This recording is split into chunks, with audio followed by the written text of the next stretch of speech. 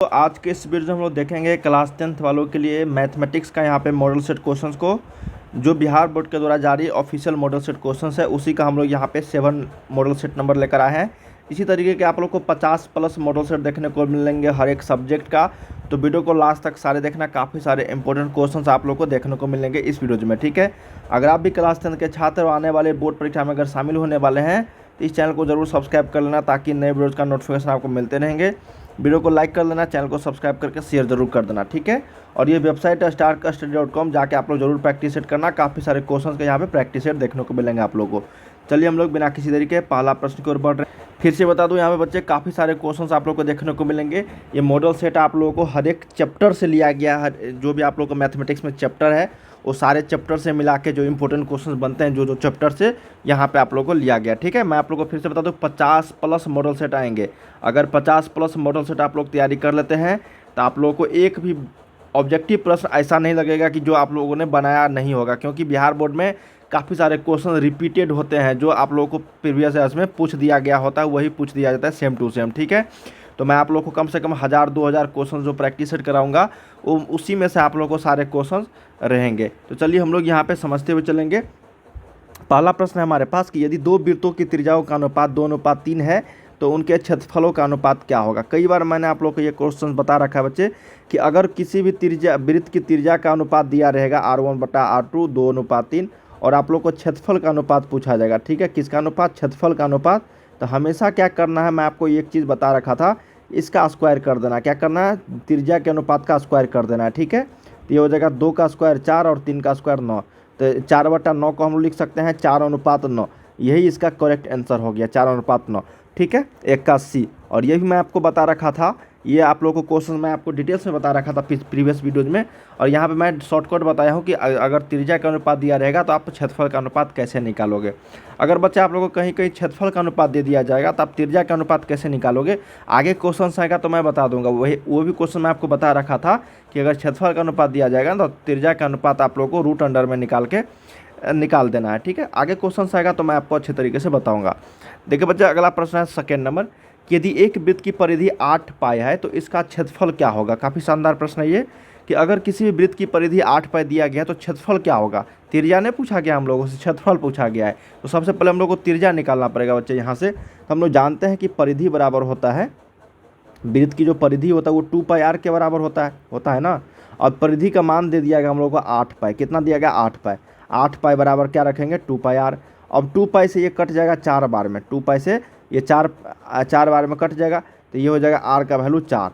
Are का value क्या आ गया? 4। अब आर वैल्यू हमको त्रिज्या निकल गया 4, तो अब क्षेत्रफल निकाल दोगे ना आराम से। क्षेत्रफल बराबर क्या होता है? πr²। तो पाई का मान रखने देते हैं क्योंकि ऑप्शन में सभी में पाई है। r² का मान 4 का स्क्वायर हो जाएगा ये। तो 4 का स्क्वायर होता है 16, 16 इंटू पाई 16 पाई। ऑप्शन नंबर आपको बी करेक्ट होगा। ठीक है, 2 का बी। ठीक है बच्चों, अब 8 पाई देखो, इसको समझो। 8 पाई बराबर 2πr था, हम लोगों ने काटा क्यों? क्योंकि पाई से पाई ये कट गया। अब r का वैल्यू अगर 8 बटा में इस साइड लेकर जाएंगे 2 को तो ये 2 चूँकि 8 हो जाएगी, तो इसलिए r का वैल्यू 4 आया। सिंपल प्रश्न था, बस आपको समझना था कि निकालना क्या था और पूछा क्या गया है। ठीक है, चलिए अगला देखते हैं। थर्ड नंबर कहा गया कि बिंदु 2, -5 किस चतुर्थांश में स्थित है बच्चे। ये भी क्वेश्चन मैं आपको बता रखा था कि अगर x और y एक्सिस में पूछा जाए तो इसमें प्लस प्लस होता है दोनों में। इसमें आपको माइनस प्लस होती है, इसमें आपको माइनस माइनस होता है और इसमें आपको प्लस और माइनस होती है। हम लोगों से प्लस दिया गया है पहले, उसके बाद माइनस। 2, -5 में पहले x एक्सिस को लिखते हैं और उसके बाद y एक्सिस को। यहाँ पे प्लस है, उसके बाद माइनस है। देखो प्लस माइनस किस में है? तो प्लस माइनस इसी में है। ऑप्शन नंबर आपको डी हो जाएगा, फोर्थ क्वाड्रेंट में हो जाएगी, चतुर्थांश में हो जाएगा। 3 का आपको डी करेक्ट हुआ।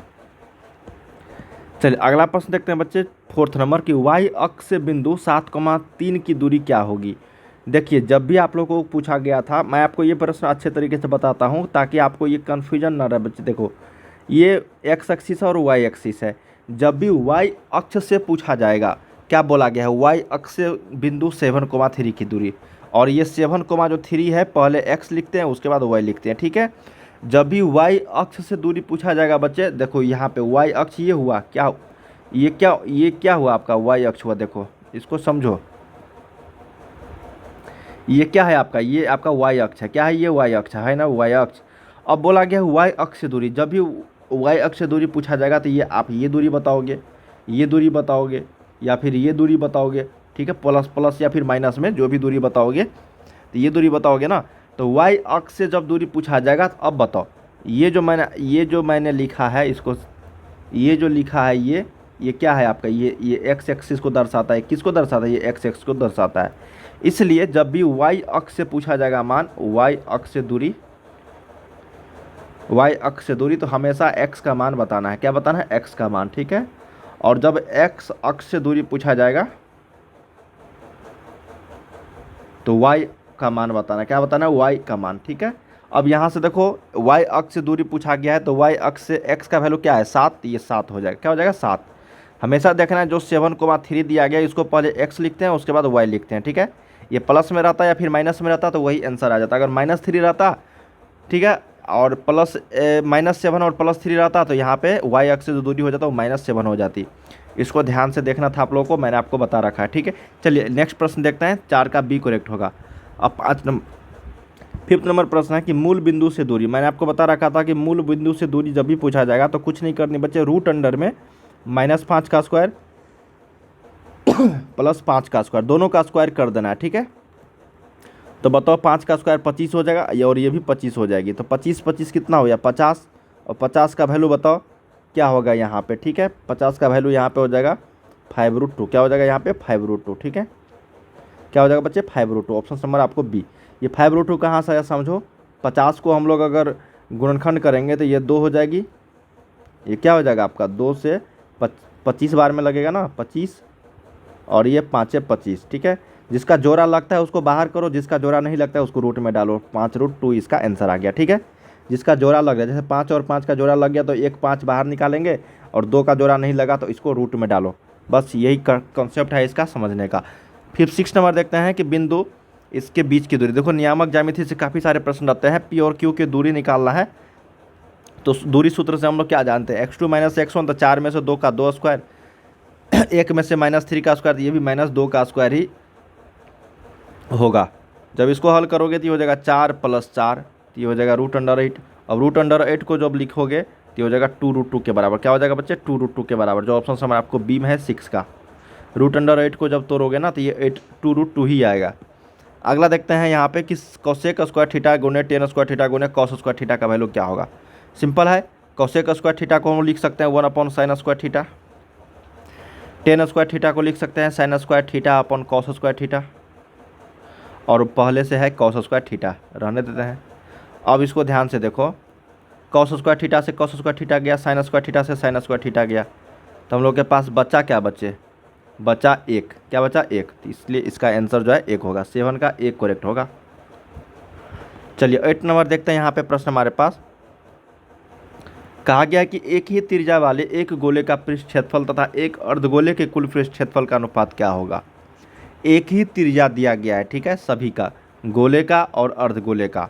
तो गोले का पृष्ठीय क्षेत्रफल हम लोग जानते हैं बच्चे 4πr² होता है, और अर्धगोले का कुल पृष्ठीय क्षेत्रफल होता है 3πr²।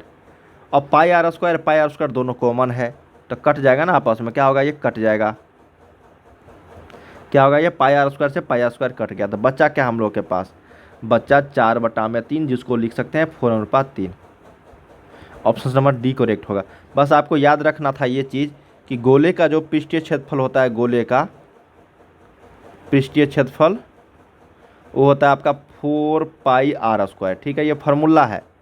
और अर्धगोले का होता है, अर्धगोले का कुल पृष्ठीय या फिर संपूर्ण पृष्ठ क्षेत्रफल, कुल पृष्ठ क्षेत्रफल, ये होता है बच्चे आपको 3πr², क्या होता है बच्चे 3πr²। बस आपको यही फार्मूला याद करनी थी, आराम से बन जाता है प्रश्न। चलिए अगला देखते हैं 9 नंबर। कहा गया है कि यदि कोई बिंदु ए वाई अक्ष के दाईं ओर 5 इकाई दूरी पर एक्स अक्ष पर स्थित हो तो ए के निर्देशांक क्या होंगे। देखो समझो इसको, क्या प्रश्न है हमारे पास कि एक्स एक्सिस होता है, ये वाई एक्सिस होता है। कहा गया कि वाई अक्ष के दाईं ओर, तो बच्चे जब आप इसको दाईं ओर देखेंगे तो ये दाईं ओर इस साइड होगा, क्या होगा, दाईं ओर इस साइड होगा, ठीक है। तो वाई अक्ष के दाईं ओर 5 इकाई दूरी पर एक्स अक्ष पर स्थित है, मतलब इस अक्ष पर स्थित है बच्चे ये पॉइंट, ठीक है। किस अक्ष पर है, इस अक्ष पर है, ठीक है ना। यहाँ पे इसको समझो, इस अक्ष पर स्थित है, ये इस अक्ष पर दाईं ओर, तो यहाँ पे 5, तो 5 कोमा ये 0 हो जाएगा, क्योंकि एक्स अक्ष पर वाई का वैल्यू 0 होती है, ये 5 कोमा 0 हो जाएगा। बस आपको यहाँ पे पॉजिटिव और नेगेटिव का खेल था। जब बाईं ओर पूछता तो बाईं ओर इधर हो जाता, ठीक है, और जब दाईं ओर पूछा है तो दाईं ओर किधर, इधर होगा। तो एक्स अक्ष इधर ही है, तो 5 कोमा 0 इसका सही उत्तर हो जाएगा 9 का सी। चलिए 10 नंबर देखते हैं। 1/2 plus 1/3 plus 1/6 plus dash dash 9 पदों का तो क्या योग क्या होगा। हम लोग को ए पता है बच्चे 1/2 है, ठीक है। अब यहाँ डी पता करना है और एन तो हमको पता ही है 9 है, ठीक है।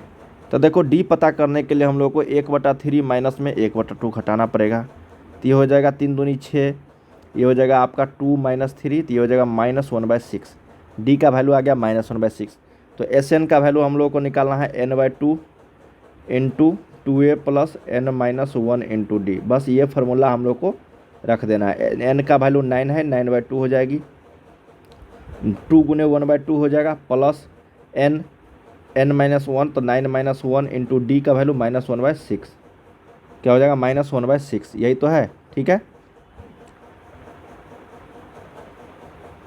अब देखो यहाँ से 9/2 को रहने देते हैं, उसके बाद यहाँ पे 1 + 8 गुने -1/6, 3 4, 9/2 इंटू 1 माइनस में ये हो जाएगा 4/3, ठीक है। अब देखो इसको हल करो, 9/2 इंटू में हो जाएगा 3 में से आपको ये -4 जाएगा, तो ये हो जाएगा -1/3, 3 से 3 ये कट जाएगा, तो हो जाएगा -3/2, क्या हो जाएगा -3/2। ऑप्शन नंबर आपको 10 का 1 करेक्ट होगा बच्चे, याद रख। नेक्स्ट प्रश्न है हमारे पास 11 नंबर। कहा गया कि कॉस स्क्वायर ए इनटू में है आपका बच्चे 1 + tan स्क्वायर ए। तो मैं आपको एक फार्मूला बता रखा था कि अगर ये कॉस स्क्वायर ए है और 1 + tan स्क्वायर ए होता है सेक स्क्वायर ए, और cos square A into sec square A होता है 1 के बराबर। Option number C. एक चीज़ आपको ये फार्मूला पता होनी चाहिए कि सेक स्क्वायर ए माइनस में होता है tan स्क्वायर ए बराबर 1। इसी को -tan स्क्वायर को इस साइड लेकर जाएंगे तो ये हो जाएगा सेक स्क्वायर ए बराबर हो जाएगा 1, माइनस था इधर प्लस हो जाएगा tan स्क्वायर ए। तो यही तो है 1 + tan स्क्वायर ए, इसी का वैल्यू मैंने आप लोग को सेक स्क्वायर ए रख के दिखाया। सिंपल था, बस आपको ये याद होनी चाहिए कि इसका वैल्यू जो होता है वो सेक स्क्वायर ए के बराबर होता है। और ये भी जानते होंगे सेक स्क्वायर ए गुने में आपको कॉस स्क्वायर ए जो होता है वो 1 के बराबर होती है। 12 नंबर है कि किसी त्रिभुज के शीर्ष केंद्रों के निर्देशांक दिया गया है, तो इसके केंद्रक के निर्देशांक क्या होंगे। सिंपल है, बस आपको त्रिभुज बनानी है, ए बी और सी तीनों का निर्देशांक दिया गया है। तो ये इसका मान लेते जी है केंद्रक, इसका निर्देशांक होता है x, y, z। तो बता देना है x का वैल्यू। इसका दिया गया है 4,6, इसका दिया गया 0,4 और इसका दिया गया 5,5। तो जी का बिंदु x का निर्देशांक निकालेंगे तो x अक्ष के सभी का मान तीनों को जोड़ के 3 से भाग देना है। तो 4 ये होता है x1 + x2 + x3 बटा में 3, ठीक है। ये होता है इसका फॉर्मूला। तो ये x1 तो 5 4 9, 9 बटा में 3, तो ये होगा 3। y बराबर y1 + y2 + y3/3, मैं लिख नहीं रहा हूँ, बस आपको 6 4 x, y, z कहाँ से आ जाएगा, 3 डायमेंशन थोड़े है, ये 2 डायमेंशन है बच्चे। तो x, y हो जाएगा इसका, y बराबर हो जाएगा y1 + y2, 6 4 10 5 15, 15 बटा में 3, तो हो जाएगा 5। मतलब x, y जो आएगा वो 3,5 आएगा। बी करेक्ट होगा 12 का, ठीक है। 13 नंबर देखते हैं यहाँ पे प्रश्न हमारे पास कि यदि किसी त्रिभुज के शीर्षों के निर्देशांक देते हैं तो त्रिभुज का क्षेत्रफल क्या होगा। क्षेत्रफल निकालने के लिए एक फार्मूला था, आप लोगों को पता होनी चाहिए, 1/2। अगर x1 रखते हो यहाँ पे तो y2 - y3, फिर ये आपको यहाँ प्लस x2 रखते हो तो ये y3 - y1, फिर प्लस अगर x3 रखते हो तो यहाँ पे y1 - y2। बस इसी वाले फार्मूला पे आपको मान बैठा देनी है और मॉड लगाना, क्योंकि त्रिभुज का क्षेत्रफल कभी भी नेगेटिव में नहीं होगा। 1/2 x1 है a, ये हो जाएगा 0 - b, फिर प्लस 0, कुछ भी रखोगे तो ये 0 ही होगा, इसलिए रख ही देता हूँ यहाँ पे, क्या हो जाएगा b - 0, क्या हो जाएगा b - 0, ठीक है। फिर आपको x3 में भी 0 ही है, इसको रखोगे तो ये हो जाएगा 0 - 0, ठीक है। देखो बच्चे ये आपको जो क्वेश्चन था 0 - 0, यहाँ पे देखो ये भी टर्म आपका 0 ही हो जाएगा, ये भी टर्म देखो ये टर्म क्या होगा आपका 0 होगा और ये भी टर्म आपका 0 होगा। बच्चा क्या सिर्फ और सिर्फ ये बच्चा हम लोग के पास। तो 1/2 और ये a माइनस में ab होगा। अब बताओ a माइनस ab जो दिया गया आप लोगों को, माइनस ने बच्चे ये 0 है, एक कहाँ से आ गया, ये 0 है, ठीक है, क्योंकि y2 0 है ना, ये y2 क्या है, ये 0 है, ये x1 है और ये y1 है, ठीक है, ये x2 है और ये y2 है, ये आपका x3 है और ये y3 है, ठीक है। तो y2 तो 0 है, तो a में से 0 गया तो 0, a को 0 से मल्टीप्लाई करेंगे तो 0, अब माइनस में ab, अब माइनस ab आ गया तो मॉड के चलते ये प्लस हो जाएगा, तो ab/2 इसको लिख सकते हैं 1/2 ab। क्या लिखते हैं, 1/2 ab, जो ऑप्शन नंबर बी में है यही करेक्ट है। काफ़ी शानदार प्रश्न था और ये फार्मूला बेस्ड क्वेश्चन था त्रिभुज का क्षेत्रफल निकालने के लिए, ठीक है। अगला देखते हैं 14 नंबर कि त्रिभुज ABC तथा त्रिभुज D समरूप है, इसका परिमाप इसके परिमाप के बराबर है। तो सिंपल है, ये मान लेते हैं कि ये त्रिभुज आपका ABC है और एक त्रिभुज आपका ये DEF है, ठीक है। बोला गया है कि दोनों समरूप है, दोनों का समरूप है, सारे भुजा का रेशियो हो गया, कोण का रेशियो हो गया, सारे इक्वल है। ABC का परिमाप दिया गया, इसका परिमाप दिया गया 30 और इसका परिमाप दिया गया 20। EB का वैल्यू दिया गया 12 तो DE का वैल्यू x मान लेते हैं। तो अब 30/20 हो जाएगा बराबर 12/x, ठीक है। देखो इस त्रिभुज का जो परिमिति है, परिमाप है, इस त्रिभुज का जो परिमाप है दोनों का रेशियो इक्वल होगा। हमेशा याद रखना है कि रेशियो इक्वल होगा, क्या होगा, रेशियो इक्वल। ये 2 से 2 गया, 3 चौके 12 हो जाएगा, तो 4, x का वैल्यू आ गया 8, x का वैल्यू क्या हो गया 8 सेंटीमीटर, यही इसका सही उत्तर हो जाएगा। बहुत ही सिंपल होते हैं समरूप त्रिभुज को बनाना, बस आपको समरूप त्रिभुज में दिया गया क्या है इसको ध्यान में रखते हुए आपको बनाना है। और हमेशा याद रखना है कि किसी भी समरूप त्रिभुज का जो रेशियो होगा उसका, जैसे इसका परिमाप दिया गया था और दूसरे का भी परिमाप दिया गया, उसका रेशियो इक्वल होगा उस भुजा के। जैसे यहाँ पे AB दिया गया तो इसी भुजा का AB का रेशियो इक्वल होगा। जब BC बोलता तो BC और EF का रेशियो इक्वल होता, ठीक है। उसके बाद अगर AC बोलता तो AC और DEF का रेशियो जो इक्वल होता, ठीक है। इसको ध्यान में रखना था। तो यहाँ पे 14 का क्या होगा, बी करेक्ट होगा। चलिए 15 देखते हैं यहाँ पे प्रश्न हमारे पास कि किसी बाह्य बिंदु P से किसी वृत्त पर PQ और PR दो स्पर्श रेखाएं हैं, यदि PQ का मान इतना है तो PR का मान। सिंपल है बच्चे, यहाँ पे प्रश्न है, मान लीजिए कोई आपका वृत्त है, यहाँ से बोला गया है कि बिंदु P से एक PR, ये PR है और ये PQ है, ठीक है।